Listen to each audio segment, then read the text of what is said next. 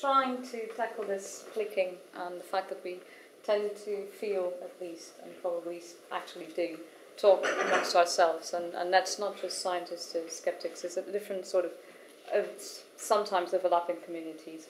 And we talked about specifically at length targeting teachers, because that would mean you could cascade down from teachers to students and to a wider audience.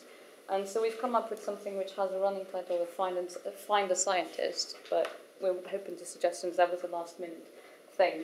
And the idea is to have like an umbrella website where you have a pool of scientists who say what their expertise are, what they're willing to do. For example, I'm willing to go to a school and give a talk. I'm willing to answer questions from science teachers on this particular subject once a week, and I will answer that within a certain period of time. And then you have pools of, say, teachers, of politicians, of journalists, of interest groups, charities, who go to that website and register their problems. Say, a teacher who would like an answer to a question, a journalist who has to write a feature on a specific subject, and there's actually a scientist in that website who works specifically on that protein or that gene or that whatever.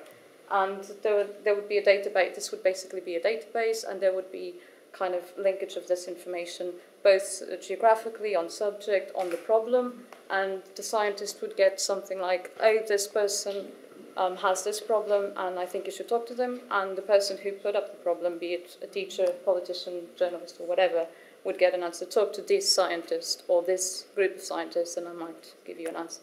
So that's the idea. Just basically, I'm sure, and we are all sure, that there is versions of this somewhere, but it would be just one website where people who just register their interest, register their problem, and these would be matched.